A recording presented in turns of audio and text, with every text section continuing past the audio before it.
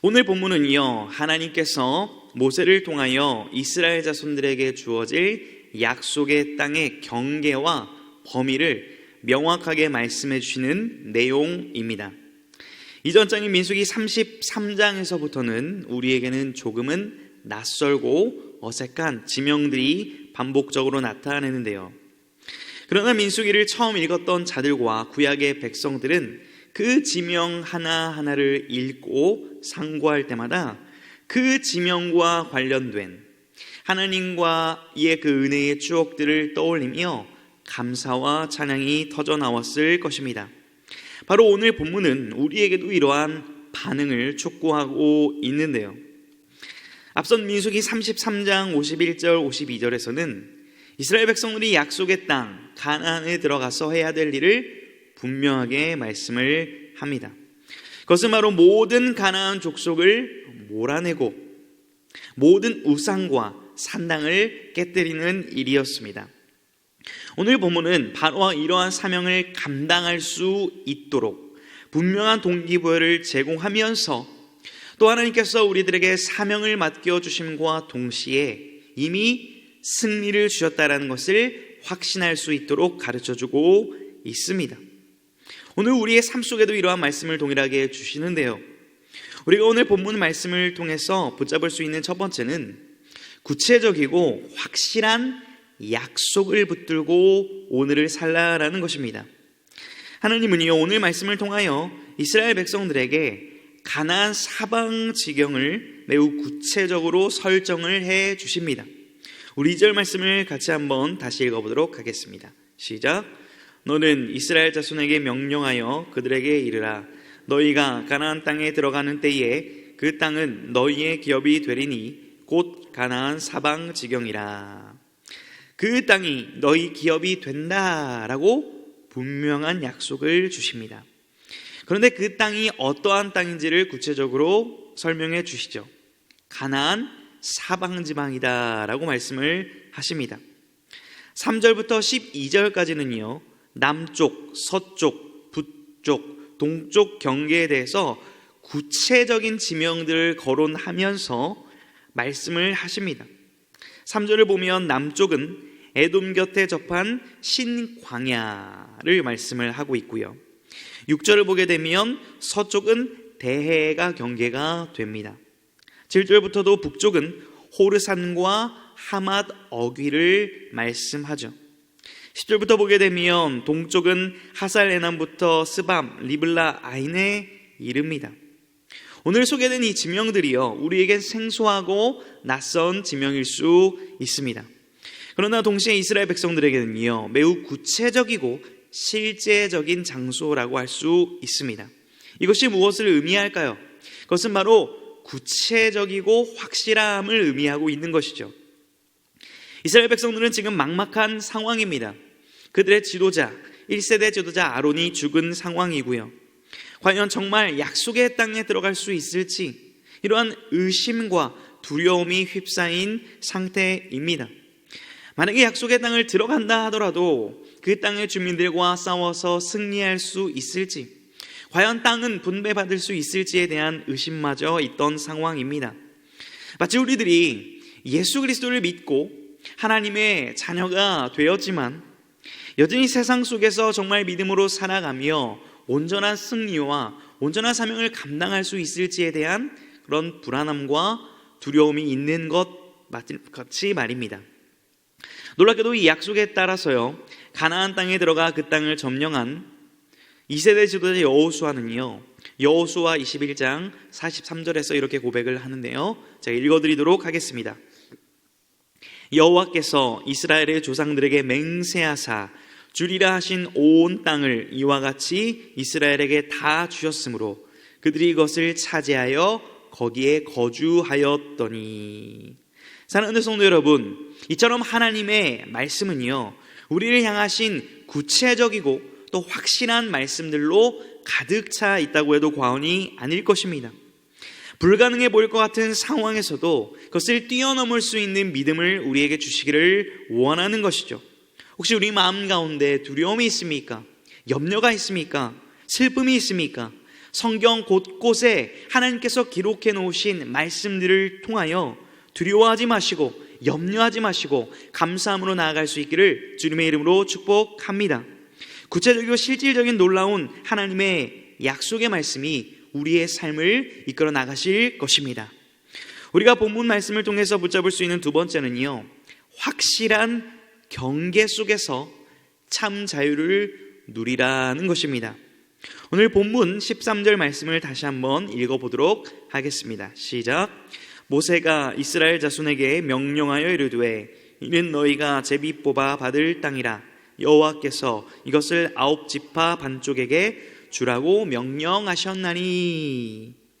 하나님은 모든 지파에게요, 하나님의 질서 안에서 땅을 제공하십니다. 그런데 본문 13절에서 15절까지의 말씀은 이미 전에 요단강 동편의 루벤 지파, 갓 지파, 므낫세 반 지파에게 주시고자 했던, 주신다 약속했던 그 땅을 기억하도록 하십니다.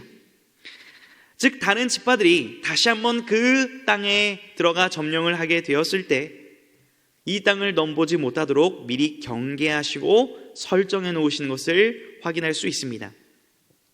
신명기 27장 17절에도 이러한 말씀이 있는데요, 그의 이웃의 경계표를 옮기는 자는 저주를 받을 것이라 할 것이요 모든 백성은 아멘이라 할지니라. 모세가 복과 저주를 선포하며 저주를 받는 내용 중에 이웃의 경계표를 옮기는 것, 즉 남의 땅을 탐내는 것은 저주받는 내용이라는 것을 우리는 주목해 봐야 할 것입니다. 이것이 무슨 의미일까요? 그것은 각자의 몫을 명확하게 구별해 주시고 정해 주신 그 하나님의 질서와 말씀에 순응하며 내게 주신 은혜에 자족하고 기뻐할 것을 말씀하고 있는 것입니다. 이것이 우리에게 주는 교훈은 너무나 큽니다. 우리는 때로 내게 주신 것들, 또 내게 주신 은사들을 가벼이 여기거나 그것이 무엇인지 모르고 지나갈 때가 참 많은 것 같습니다. 그리고 타인에게 주신 하나님의 복들, 그 은사들을 부러워하며 심지어는 질투하고 시기까지 하는 우리의 모습들을 종종 보곤 합니다. 사랑하는 성도 여러분, 하나님께서 내게 주신 은혜와 복, 또 은사는 무엇이 있습니까? 한번 곰곰이 우리가 생각해 보기를 원합니다. 그리고 나는 하나님께서 설정해 주시고 허락하신 것들에 지금 감사하고 자족하고 있습니까?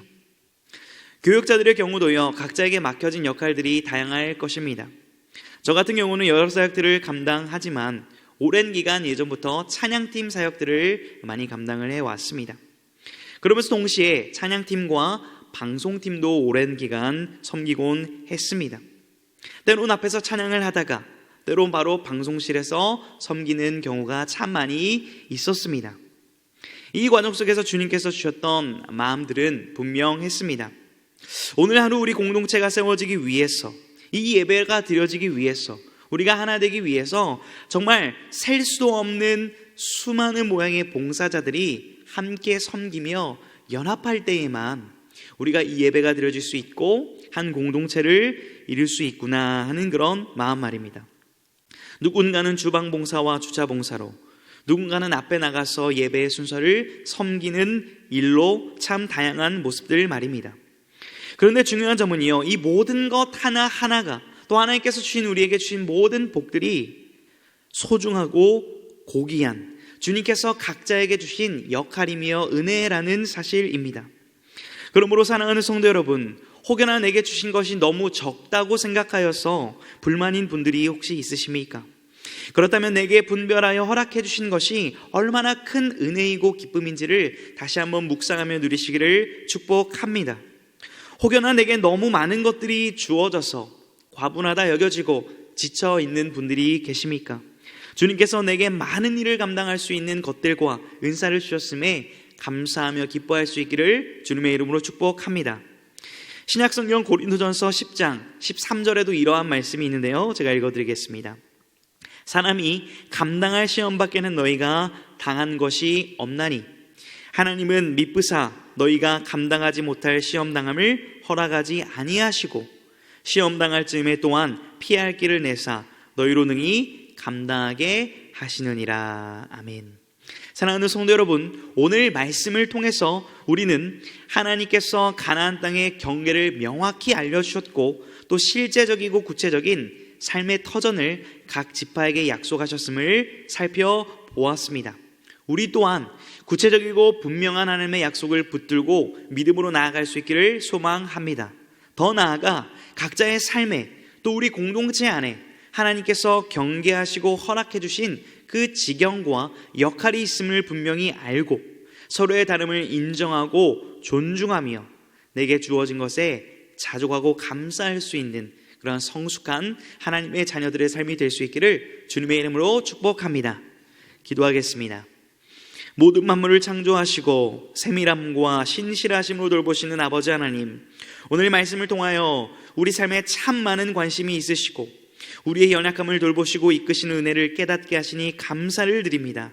우리 삶에 주어진 작은 것들에도 큰 감격과 감사를 고백하는 영적 활력을 회복시켜 주시기를 원합니다. 또한 우리 마음을 낙심케 하는 환경과 상황을 바라보는 안목이 아니라 두려움 너머에 허락하신 구체적인 약속의 복을 바라보는 믿음의 눈을 허락하여 주옵소서. 내게 허락하신 구역과 교회, 가정과 이 나라를 위해 더욱 기도하는 자가 되기를 원합니다.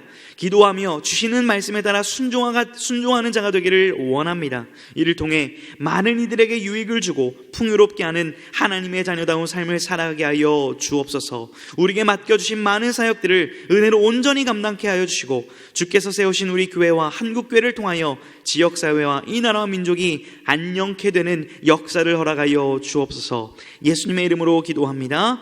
아멘.